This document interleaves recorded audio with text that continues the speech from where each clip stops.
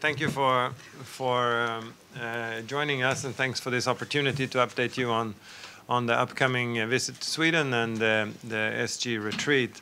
It's at the initiative of Sweden, but also the presidency Peru, that the SG will hold this year's annual retreat with the council at Backåkra, which is the private estate, or maybe I should say rather old farmhouse of former Secretary General Dag Hammarskjöld, placed in southern Sweden. It's really a unique location. It's where Hammarskjöld used to spend his summers. As some of you may know, he loved to spend time in nature, to watch birds and to walk along the beach in southern Sweden to reflect when he had time off. He also bought this particular house actually during his time as SG, and I think the plan was to retire there after his term. This property has just undergone some major renovation. I think it was inaugurated just a couple of weeks ago, and it will serve as Dag Hammarskjöld's legacy as a meeting place for discussions on topics that were very close to his heart. And I'm certain that he would have been thrilled and very happy to think that the Security Council and the SG would come together in his house in the future. I think it's fair to say that this meeting takes place at a critical time for the United Nations, but also at a very difficult moment for the life of the Security Council. The nature of conflicts are changing or shifting. And the drivers of conflicts are changing, and so new challenges, of course, calls for new thinking and for new approaches. So it's important that the council members and the SG have this time now and then to step back and to reflect on how to respond to these immense challenges, but also, of course, on how to prevent further crisis to erupt. And so we also see this as a follow-up to the open debate that we organized during our presidency last year in January. As you may recall, it was the first meeting of the new Secretary General in the Council. And we want to use this occasion then to further operationalize his call for a surge of diplomacy for peace.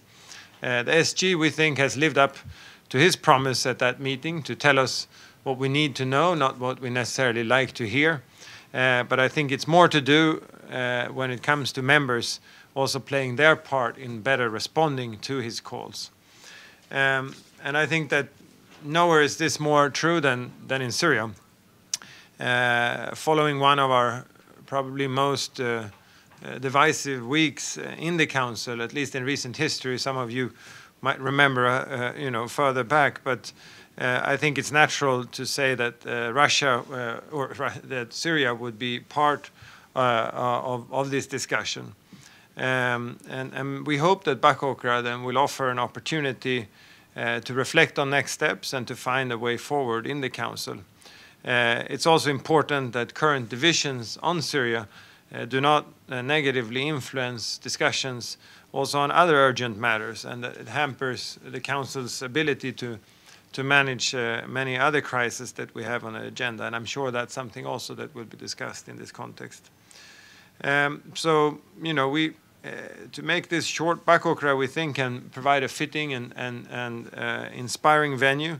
It's a place to kind of roll up our sleeves, or rather maybe take off our jackets and ties and come up with some real and meaningful ways forward in an informal setting. And also to be inspired, of course, by Hammarskjöld's legacy. Hammarskjöld had an unwavering belief in multilateralism in the United Nations. He was also someone who believed strongly in the Charter, and that we all have a responsibility under the Charter, but even more importantly, to the people in the countries affected by conflict.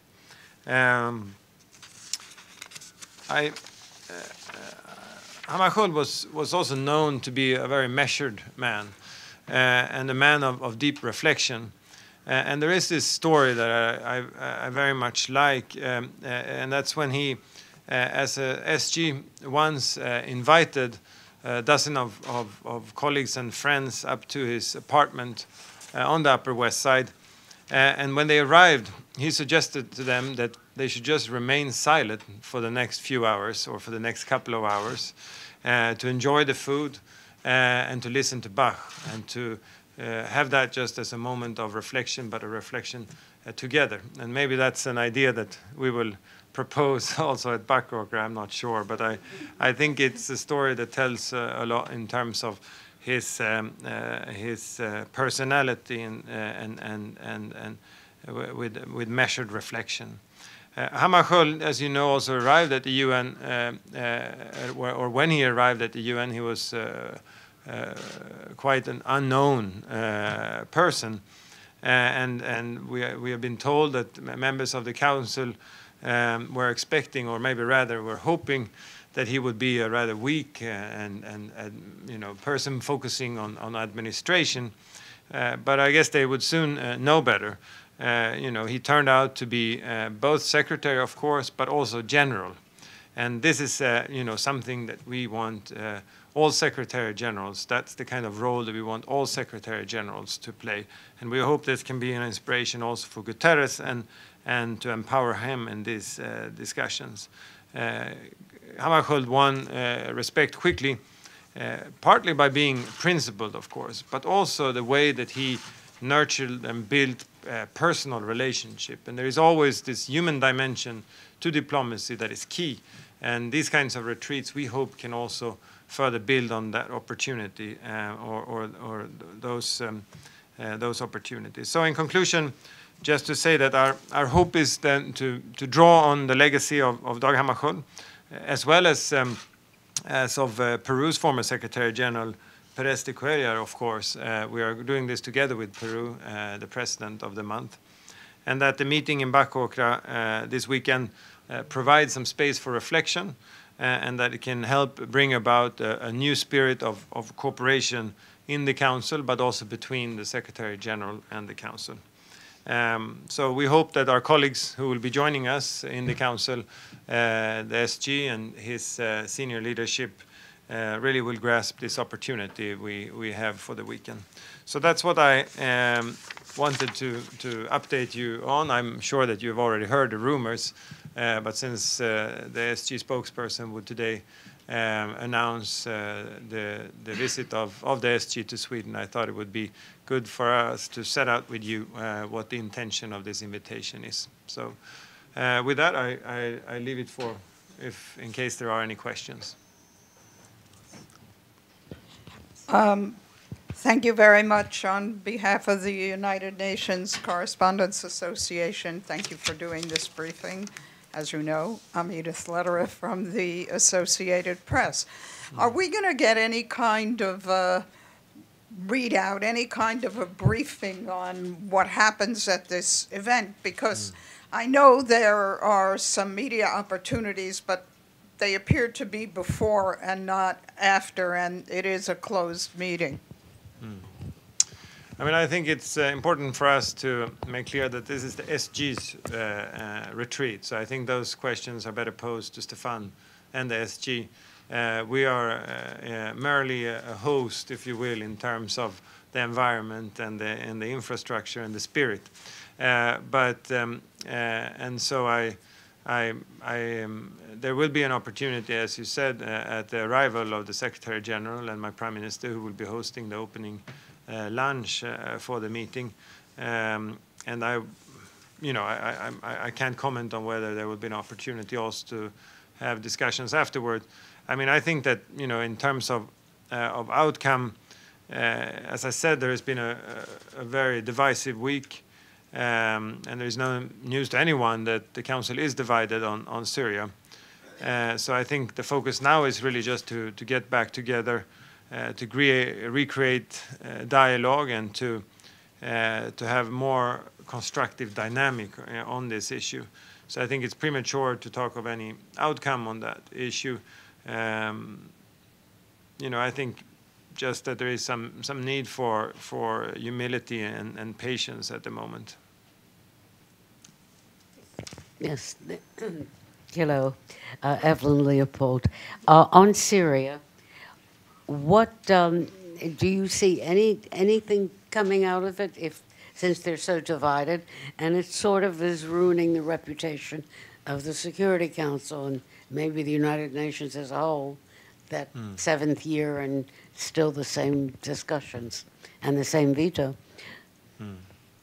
I mean, I think it's clear. I partly responded to that question. I think it's clear that this is extremely important to the credibility of the Council, and we can never give up to seek unity, and that's what we have been doing over the past week as well, as you've seen with different initiatives from Sweden, where we put, from what our point of view was, creative ideas on how to break the deadlock in terms of setting up the new attribution mechanism by giving the SG the mandate to come back to us with proposals, given the block or the divisions we had. Also the element of trying to make an additional effort to rid Syria from chemical weapons once and for all, which is not the case despite the resolutions and the efforts on that. So I think that what we need now is also new ideas also on the political side, and in order to move forward. I think on the humanitarian side with 2401, the resolution 24, I think the Council is well covered. We had an anonymous resolution on that. The issue there is implementation, of course, and we had a meeting as late as last night on this issue. And what I heard around the table is that there is agreement on the need to continue to push for the implementation of 2401. And here, of course, the guarantors of the Astana process have a particular responsibility. But to come back to your first question, as I said on outcome, I think that this is more a time to get back together, to reflect together, and to try to generate a more constructive dynamics on this, and the need for some humility and patience on this issue.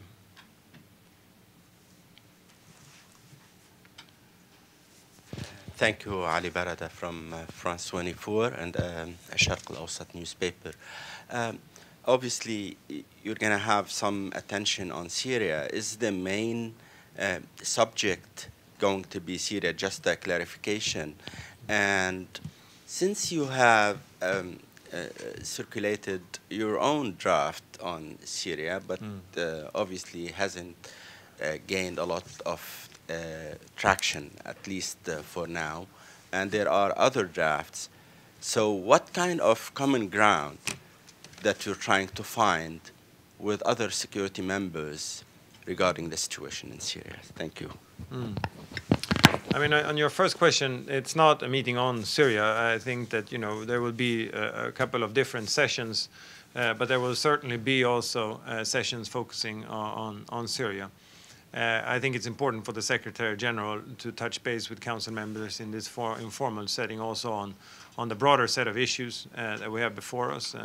And part of that, as I alluded to before, is also to make sure that we can manage to contain and compartmentalize the divisions, the deep divisions currently on Syria, so that it does not affect our ability to take effective action and united action on other pressing issues. So I think that's part of the discussion as well. But as I said, I think it's also about how to actually translate the SG's vision for a surge in diplomacy, for peace, and how we now operationalize that. We are now a year in or a bit over a year into his tenure, and I'm sure there are some lessons learned. There are good practices, but there are also less good practices, and I think we will be reflecting on those and how we can step further more as an institution, and then discuss some, of course, of the other crises on the agenda, which are high, but then I would expect also a more focused discussion on Syria. I would not, suggest or recommend all members can do what they want in this informal context, but that we, dig down onto a negotiation on any text, whether it's ours or anyone else. But what I can say is that our text is, still on the table. As I said before, I thought we had find some creative points, and our text is, of course, focusing very much on the chemical track. But there is also a need to discuss on how to revamp the UN-led political process in this context. And so I think that discussion would not uniquely focus on the chemical track, but rather have the broad array of issues that needs to be forward. But there I was quite comforted last night, although of course there are also differences in opinion on many issues, but around 2401 there seems to be full support, both in terms that these resolutions remain available, but also on the need to step up efforts for implementation.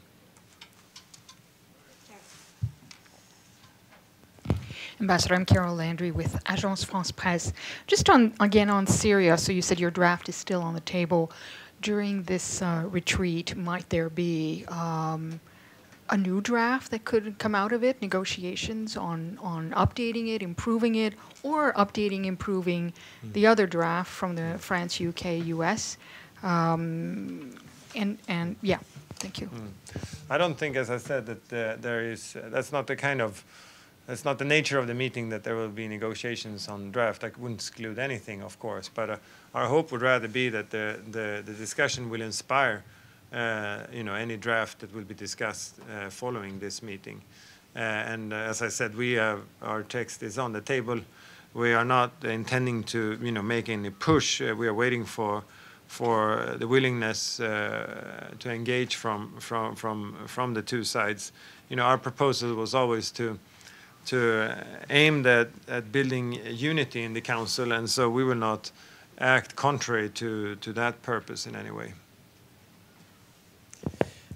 Two quick questions. First of all, do you see Sweden as sort of a bridge between the P3 and the P2 in any way, as some may infer from that resolution? And secondly, which is on another topic, but you brought it up, what is the Swedish government's latest assessment of Hammarskjöld's death? Well, on the first question, I don't know if I would portray it as a bridge, but when there is blockages, we certainly try to be creative in finding ways forward.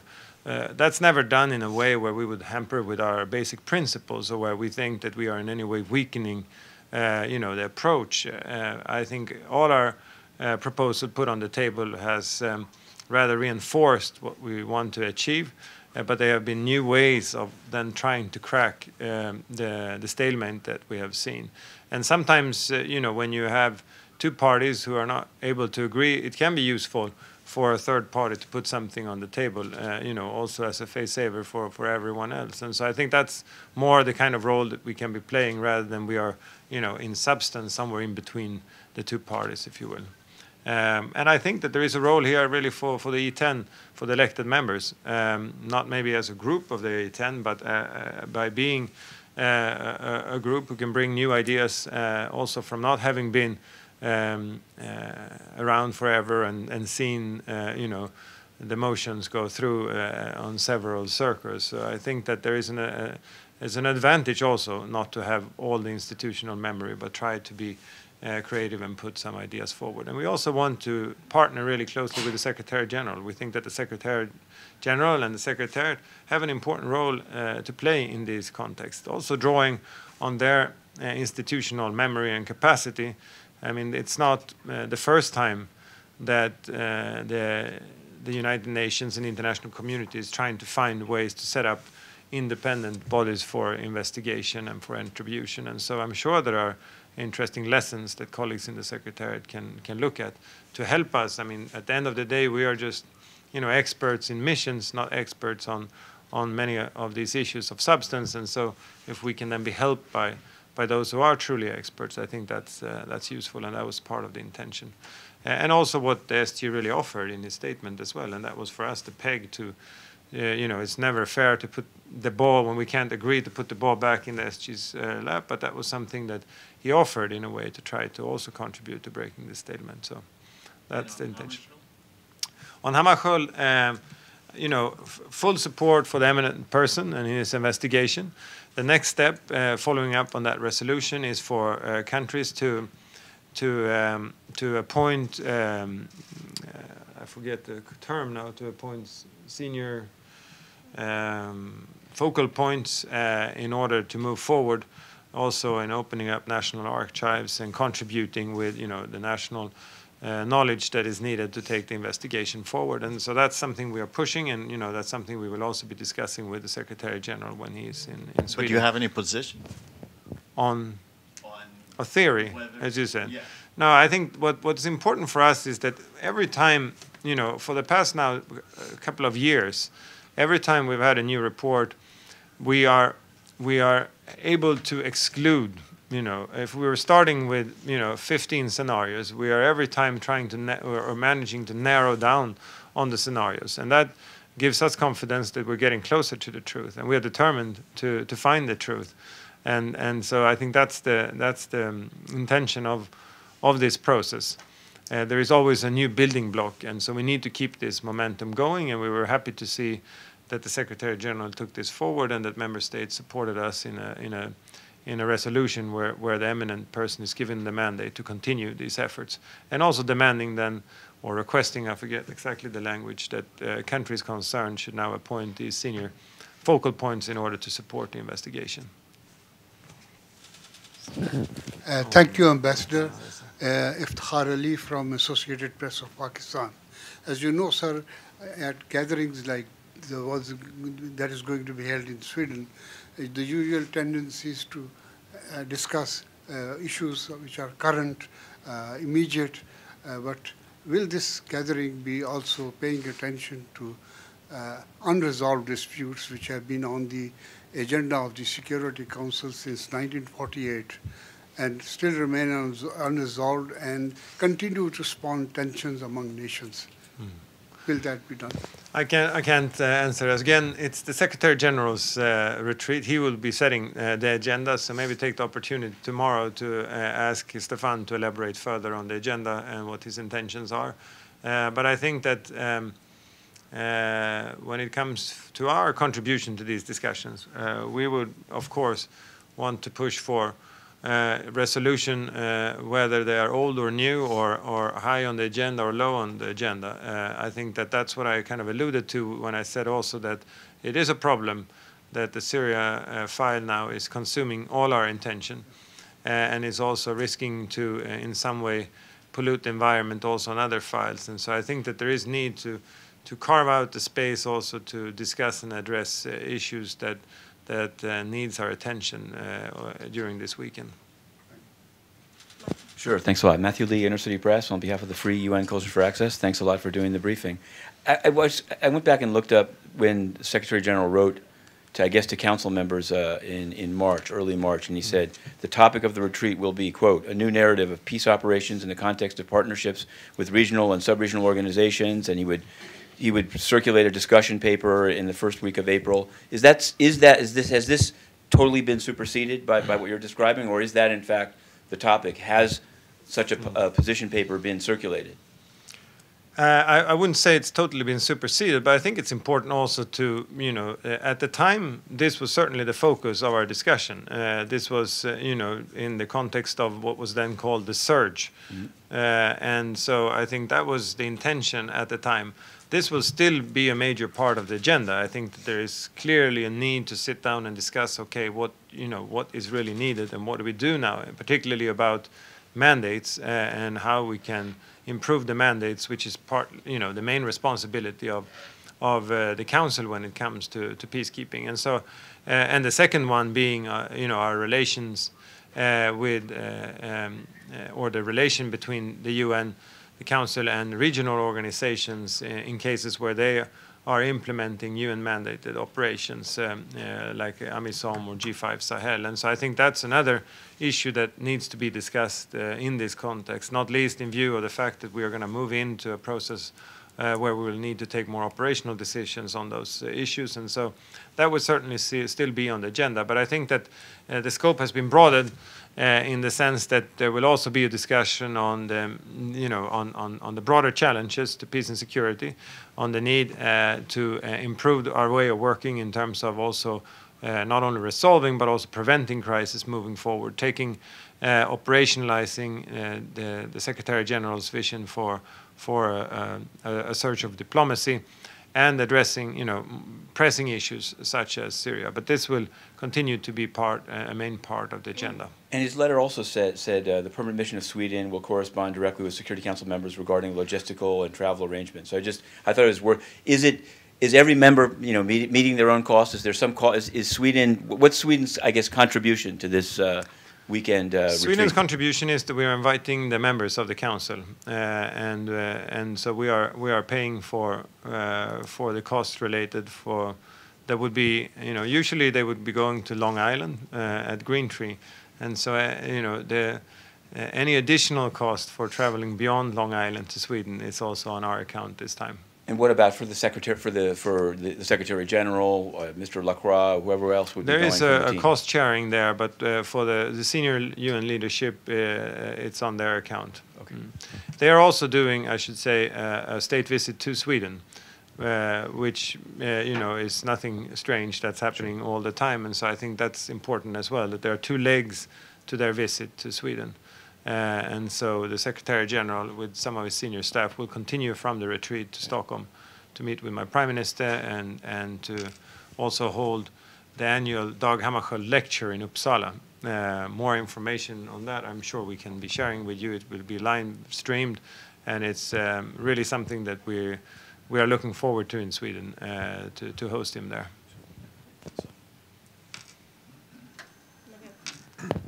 Thank you, Nabil Abisab, Al Hurra TV station. So do you expect any other people to join the retreat from capitals? Because we see that missions and diplomats get along, I think, well in New York. And sometimes it's maybe the only open channel between some missions when we see an escalation on some areas in your discussions. And from your experience in this past year, how much influence your missions have here in New York on the decision that's taken usually in capitals? Or is it one-way channel? Is it like always instructions come from capitals? I can only speak for us, but I mean, I wouldn't underestimate the influence that the PRs in New York have also on the positions in their capitals. I think that for different reasons, including for space reasons, it will only be the 15 ambassadors and the SG and some of the SG's senior advisors in the room. I think that's also the spirit of these meetings, that these are not large conferences. These should be meetings without sound, around a small table, and that's also the setting that this Backåkra farmhouse kind of provides. It's not the estates of Long Island even. It's really more of a rough kind of an environment. And so I think that the uniqueness of this meeting is principally that it's only those 15 PRs and their Secretary Generals without any backbenchers taking notes on everything that is said, but it really allows for a more free-flowing discussion. I think that's really some of the added value of this. But again, I wouldn't undermine the influence that the PRs in New York have maybe on their capitals when it comes to policies related not least to issues on the Security Council. In our case, certainly that's the truth, and we are in constant dialogue with our minister and our colleagues at the Ministry for Foreign Affairs. It's really a joined-up approach when we take decisions on the right or left. Richard. Carl, can you please move the mic right to under your face there? It's a little hard to hear you. Thank you. So is Haley confirmed for this? That's my first question. Number two, as a diplomat here, how tricky, how difficult is it to make a comment or interpret your government's words and then have your government undercut you or say that you were confused? What's your sense on that? And You said you ask for humility and patience from the guests. The two leading country heads who are at loggerheads on Syria and other issues, those would not be the words many people would use to describe them. Why will you succeed? And if this retreat doesn't succeed, are you considering the International Space Station for further meeting? Maybe that's a good suggestion next year. Well, I can say all 15 PRs are confirmed. When it comes to Ambassador Haley, it's not the first time she's in Sweden. She's visited, I think, on a couple of occasions in the past. And so she's known in Sweden in her former capacity as governor of South Carolina. So we are excited to host her, and as well as all the other PRs. You can imagine that this is a pretty big thing for a small country like Sweden. And so, I think Swedes in general are excited and look forward to this and to the contribution that we can make. I mean, I don't know if your second question was more of a rhetorical one. Again, we can only do so much, and what we will do at this occasion is to provide a space and a framing that we think would allow for a different kind of discussion. And I think that there is a sense in the Council on Syria, given the very divisive nature of the discussions last week, that there is a need for a pause and for some reflection, and to really bring us back together around some issues where we can agree, also, as was pointed out here, for the credibility of the Council, but more importantly, of course, to try to stop the suffering in Syria that has been going on for way too long. Thank you. On your Security Council trip to Iraq, two sources told Rudao that the Iraqi Prime Minister requested that Security Council trip to Iraq to be postponed to after Iraqi general elections, which is in May. Has the Iraqi mission asked Security Council for such a change in Security Council plans? Are you aware of any change formally right now? Well, I would refer to the presidency on that issue. I'm familiar with what you are saying, but I would refer to the presidency to communicate on that issue. Just one more question. Can you? I guess this question was more suited for Stefan, but can you tell us about the UN senior leadership that will accompany Secretary General? Who else going to be there? Is there going to be anyone like specialized in Syria, like Mr. de Mistura? I think you will have to ask Stefan. It's up to the SG to decide on who is bringing, but and maybe he's looking at further beefing up his team going to Sweden. But I would point to Stefan for that question. Is there? I'm just sorry. Now that based on one of your other answers, and it's not. What's the budget of it? I'll have to get back to you on that, but we put that on our website actually. Okay. So I think that you can look at the Swedish government website, because these questions are always important to Sweden. We are a country of transparency, and so we are not doing anything like this without full transparency, including on the costs. Did none of the countries say we're willing to bear our own costs? We're bigger than you, or no one has volunteered that, but maybe you should you're welcome to pitch it around and see if anyone catches up on that. Do the individual countries pay for their trip over, or what? Or do you pay for the whole thing? No, we are offering that. I mean, I think that it's a fair thing. I mean, there are many. I wouldn't make a big thing out of that. I mean, there are many conferences and meetings that take place in and around the world of less significant, to be honest with you, than this one. And so, I wouldn't stick too much to that issue, but to just look around and see how things work. And in that context, I think this is a quite limited investment, given the opportunity that it offers to both Sweden, but more importantly to the Council and the Secretary General. But just one final. What would you say to smaller countries that get elected to the Council? Clearly, they couldn't do this. So, although it may seem. Yeah, I mean, it does. I don't think it's a requirement that you can invite anyone to come to your country. And I mean, I think it's the first time that it ever happens. So I'm not, suggesting that we are starting a new trend that should I think that what we saw now was that this was a quite unique moment in time for the Council, where there might have been more than in the past a need to take a step back and have some reflection. And we happened to have a quite unique place to do that. And it was the occasion that it was newly renovated only last week. And so the two came together. And it was just this match that made us come up with this idea. And the SG liked it. And so here we are. Yeah. Thank you.